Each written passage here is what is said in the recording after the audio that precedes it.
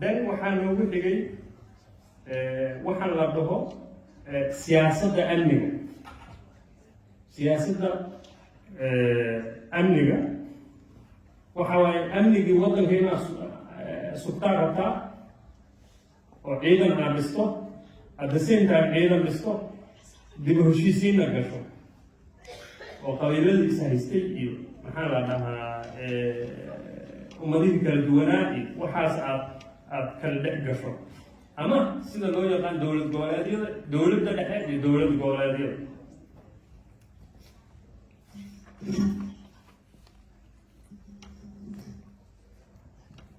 ciidan dhisidda hadaaya waa la carabaabay marka details badan ma geli doono.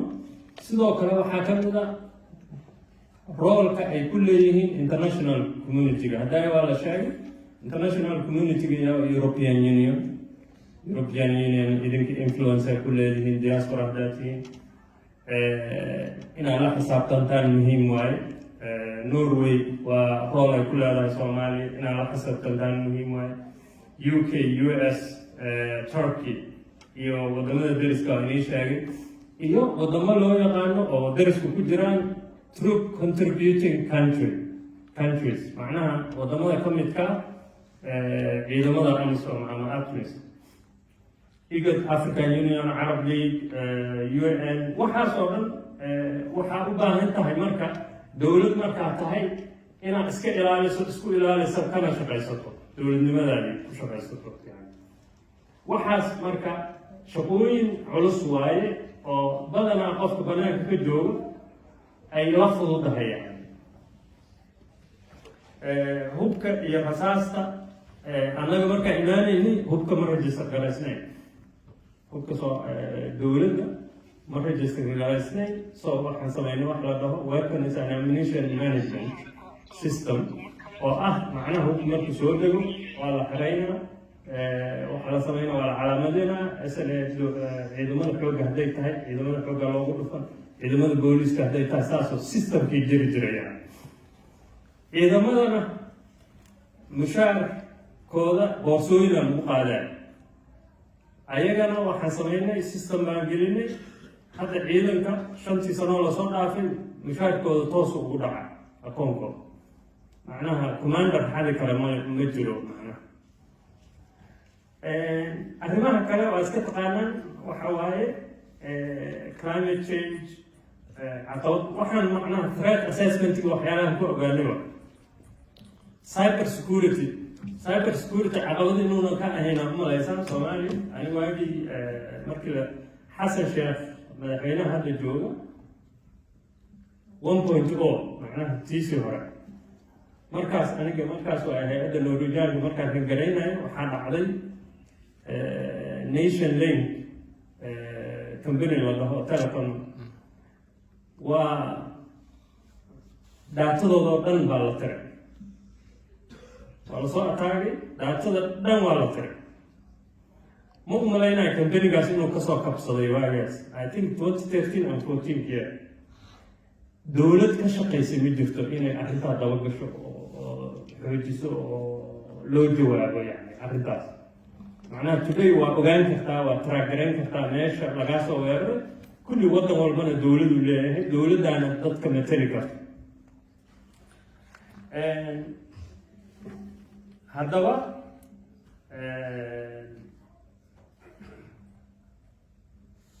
annaga maxaan samayn karnaa waa macnaha ayadoo saas oo waxaas aan ognahay caqabadahaas ognahay maxaan samayn karnaa. so siyaasadda amniga qaranka iyo arrimaha dibadda waxaan isugu xirnay in loo sameeyo waddan loogu soo hagaago ama guidelines wax kale policy macnaha inta loo dejiyo. maxaa waaye kow mas-uuliyadda sida haddaa inii sheegay in la ilaaliyo sovereignty-ga, territorial integrity-ga iyo unity of Somalia dowladda laga rabaa, iyo political independence macnaha inaad u madax bannaan tahay siyaasadaada, adiga u madax bannaan tahay ayna kuu yeerin cid kale. okay Soomaaliya dee tiin dhexdiina isku dagaala isku qabqabsada ka negotiate gareeya ka hadla laakiin go-aanka ugu dambeeya idinka inaa leedihin waddan walbana waa saas tan labaad maxaa waaye siyaasadda amniga inaan u madax bannaan tahay oo la soo wareegto annaga markaa imaanayni haddaa xasuusataan amisom ayadaa operations qaadayso dhowr ciidanaa joogay oo operations on their own sameeya amisomaa ka mid ahay waxaa ka mid ahaa centero waxaa jiray operation center waddanka ka jiray oo JOCC mid la dhaho waxaa jiray ciidamadan imaaraadka ay tababareen oo operation center iyo drones iyo waxaas leh oo agreementiga hadda aa aragteen maxaa la dhahaa meelaha la wareejinayo iyadoo kalaa 2016 la saxiixay sidoo kale wasiirka difaaca waagaas madaxweynaha hadda waagaasna saxiixay annaga waxay nagu qaadatay inaan kansalno sababtoo ah waxay dhaawac u ahayd xornimada iyo madax banaanida iyo dowladnimada agencyga waxaa la dhaha inaan leedahay waddankan adigana aan matasho marka waan kansalnay qoladii markaan ka kansalnay 2018 way xanaaqeen xataa waxay gurteen waxooda dhan ay gurteen حتى اسبitaalkii waxyaalaha humanitarianka way gurteen macnaha markaas annaga waxaan sameynay ciidamadii rehabilitation loo sameeyey ciidankaas yani guddi baa interview gareeyo waa inii sheegaya waxaa loo tababaray sida mercenary inuu qofka ka soo horjeedo qofka uu dilo qofka oo waana Soomaali sababta aan ku ogaanayna waxay ahaayeen 3 case marka awal lama ogeyn markaas haddaa xasuusataan 2017kii markii dowladda farmaajo ay la wareegtay meesha waxaa jiray ciidan la dhaho maya xasilinta macnaha waa niisa iyo military isku jira military waxay ka imaanayeen nimankan imaaraadka tababareen iyo niisa hubaysan macnaha intelligence agency-gii oo hubaysan oo laamiga taagan oo ugu qaran tahay niisa marka waxaa dhacday isku hor imaadiyo oo niisa iyo kuwan Gordon ku jiray xerada Gordon marka waxaan sameynay waxaan ogaanay shacab badan in isku hor imaadadooda ku dhintaan baaridka haddaan sameynay 3 bilood gudahood January ilaa March hadda by the way waa on the public domain waa Google gareyn kartaan ama waxaad ka fiirin kartaan meelahan conflict dhaytooyinka laga helo 3 bilood gudahood xamar gudaheeda 26 qof lagu dilo oo shacab maaha ayaga wax iska dileen dadkii isku hor imaadadooda ku dhacay waan baarnay 2 unit ay noqdeen macnaha unit oo xeradaas Gordon iyo unit Niisa guddiga loo saaray commissioner loo saaray commissionkii waxay investigate gareeyeen ciidankan waxa ku khasbay mar walba isarkaan waxa ay xabad isugu bilaabayaan waraysi ka bacdi dadkii Soomaali way sheegeen kuwan nimankan tababareen in la dhahay nimankan marka aragtaan dila iska celiya khatar ay ku yihiin taliyahoodaana sheegay macnaha junior officers macnaha oo qaabilsanaa arrintii oo taagan marka oo presentation laga sameeyey oo guddiga amniga qaranka ka fariistay waxaa dhacday waxaa la weeraray guri ka mid ah guryaha oo siyaasiyiinta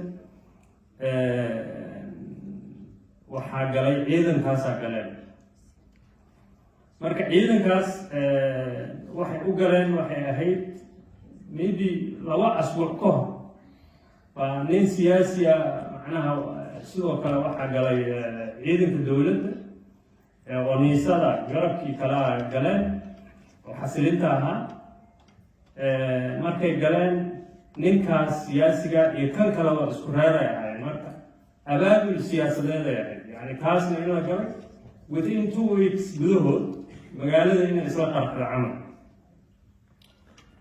Then xerada laftigeedaan tagnay, xerada laftigeeda dad loo diray waxaa yaalaba operation center ayaala operation center aan caadi ahayn, droniska laga fiirinayo halkan ay uga shidan tahay screen weyn oo xamar ku dhex yaala aanan dowladdana hoos iman. waxaa noqota marka inaan joojino ciidamadana unify garayno in ciidan kale oo ka madax bannaan kumaanka Soomaalida ayba sidoodaba operation samayn karaan. Directive-kaasna waa soo baxay, markuu soo baxay ayagana meeshoodan ku xaraynay. Then heshiiskana waan kansalnay. ciidanka niisana waxaa go-aan baa laga soo saaray recommendations baa la soo saaray oo in ciidanka niisa loo celiyo intelligence-gooda shaqadii ay qaban jireen. hadda kabacdina booliisku yahay rule of law-ga cidda samaynaysa. booliiska lagu wareejiyay haddaa rabtaan waa ogaan kartaan. July waxay ahayd 2018kii baa go-aanka golaha wasiiradu gaareen, saasaana lagu fuliyey. ciidamadana waxaan ka joojinay markaas ciidamada waxaa bixinaya ay mushaaro kala duwan la siinaya. Amerikaanka mushaar u siinaya qaar, UK mushaar qayb siinaysa, Imaaraadku aan ii sheegay qayb ay siinayeen, waxaa kaloo siinayay qolyo kala saas oo kale. marka ciidan aadan mushaar adig oo toos ay u siiyaan maaha through dowladda. ciidan adiga aadan mushaarkooda siin dee malihidta soo maa. soo go-aanka waxaa la qaatay in ciidanka horta dowladdu ay mas-uuliyaddeeda qaato oo ayadu mushaar siiso oo ayada dhisato oo ayadu maaragtay ilaaliso welfarekooda iyo maaragtay dhaawacooda iyo haddii maaragtay ay agoonta iyo saas oo kale mas-uuliyaddii ayaga ay qaataan. waxaana la joojiyey cid dambe oo mushaar toos u siisa ciidan Soomaaliyeed inaysan jirin, ayadana waa la kansa. waxaas waxaynu ku sheegaa waa ogahay ma ogedin, ama haddaa ogtiin waa iska muuqmaqasheeda. laakiin dhibka laga soo maray maaha dhib fudud, sababtoo dowlad weyn oo khatar isu malaysa oo maaragtay caalamka inay ugu sarreyso u malaysa haddaa dhahdo saan anaga ma noo shaqaynayso, marka iska hayso lacagtan ama akoonka dowladda kusoo shub haddaa rabto inaad